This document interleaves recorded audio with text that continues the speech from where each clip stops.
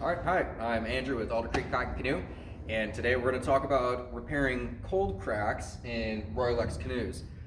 Cold cracks are something that happens when you've got wood gunnels and Royalex here, which is a sandwiched plastic laminate, more or less. And when it's cold, things expand and contract at different rates, and it ends up cracking the canoe, normally right where the screw goes.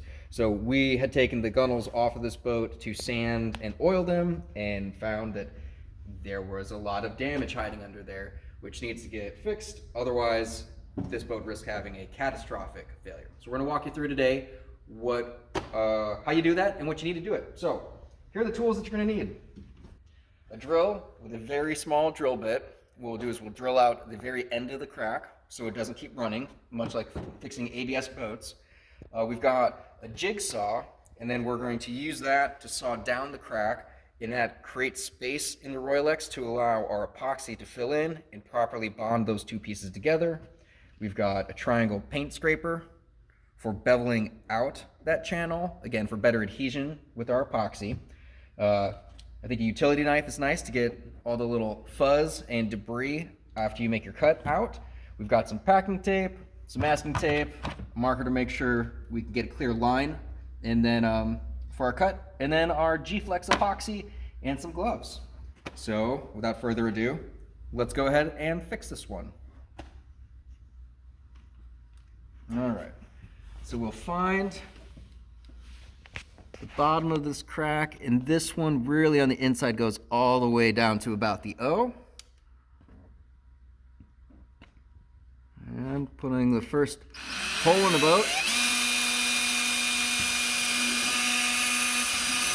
is always fun.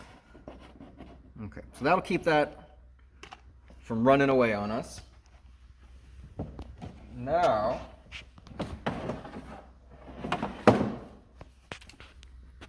we'll do our best to saw in a relatively straight line.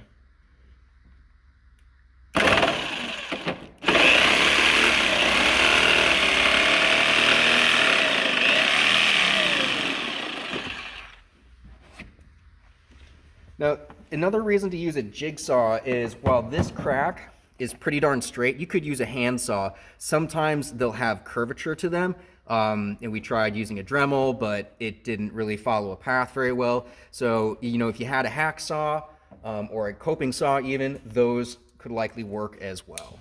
So we cut all the way down to the bottom of our drill mark, and now we're going to clear out a bunch of the extra debris. And that looks pretty clean there. Next up, we use our nice paint scraper. And channeling this out really helps the G-Flex flow down into the damaged area. Because again, our goal is to not have to do this repair again. We'll do that on both sides.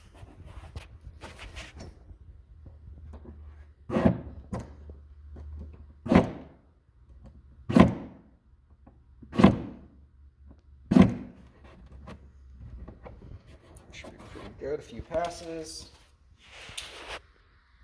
You can see that even that is putting more debris in our cut, so we'll clear the space again.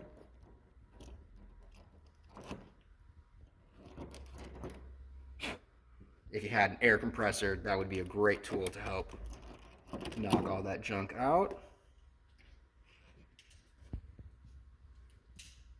All right, now we are pretty much ready to G-Flex. So what we'll do is I'm going to back this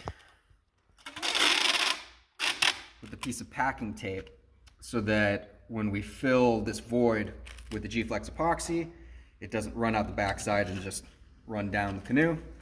Fold it over a little tab to help me get this packing tape off. After the repair is done, we got good coverage there. And give us a tag at the top as well to work with.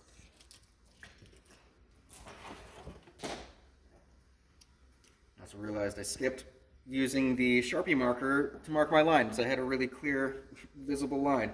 But on some of these smaller ones and worse lighting, it's really handy. And that can wash right off with acetone. And we're gonna mask off our area.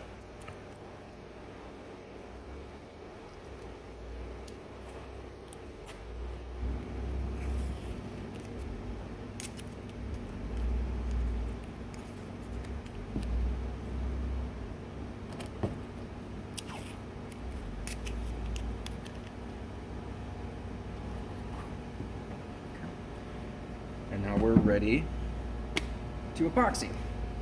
So, gloves, keep your hands clean. If you're working in a small area that's not well ventilated, some kind of respirator is not a bad idea. We're working in a very large, very well ventilated area with a very small amount of this material. T-Formex grade works in a 1-to-1 ratio, so we'll get a little blob here.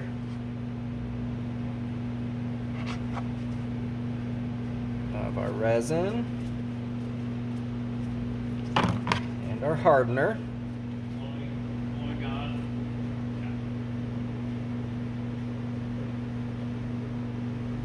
That looks pretty close.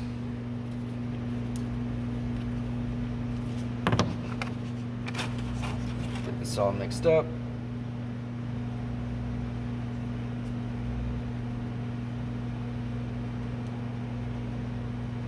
Just keep smushing that around until you've got both parts you feel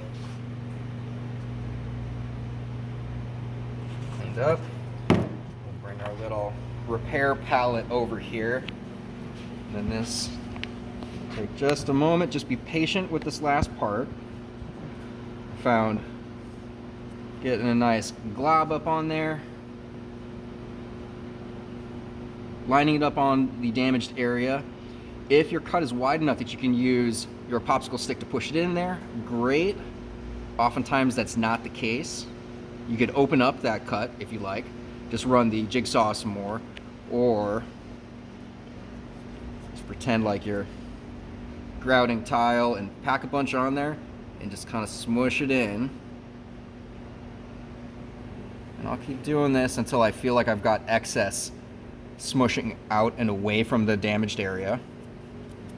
And the nice thing about the clear packing tape on the backside is we can actually look and confirm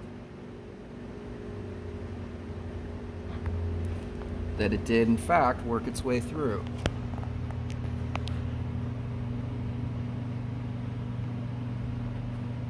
Now we're getting close.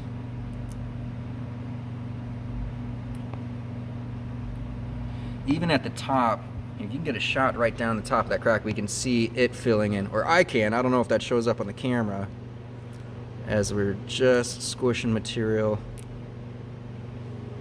in there. So that's filling up pretty well. We'll get another little smoosh on here.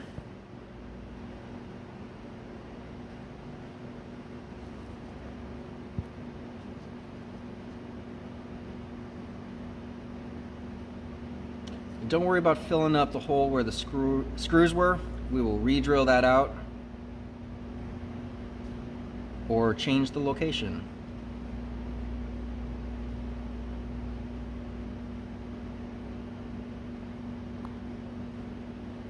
All right. That looks pretty darn good. So now we'll just clean up all of our excess. Just scrape it right off. Voila.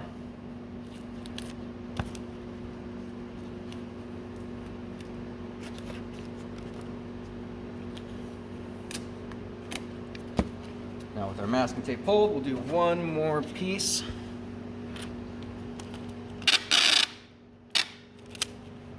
Of packing tape to make sure that while this cures, it doesn't try running on us. Get that nice and flat. Tap over the top. And kind of just give a nice little push and smoosh that in there. Lastly, to finish it off, to make sure that everything stays in line and doesn't shift out of position, we'll just grab a clamp right over our packing tape near the top, straddle the damaged area, and that will now cure in place. And now we just get to do this about another 7 times, and then we're ready to put the gunnels back on. All right, we're back to check out our repair here. So as we're undoing this, to prevent cold cracks, this is an issue with wood gunnels, really exclusively. Loosen up the screws if you're storing your boat outdoors so that temperature fluctuation is less of an issue. If you don't have wood gunnels, you don't have to worry about cold cracking. So that all looks good and filled in both sides. You can grab a little razor blade here, clean up any extra bits, get our tape off, and we can move right on to the next one. Easy peasy.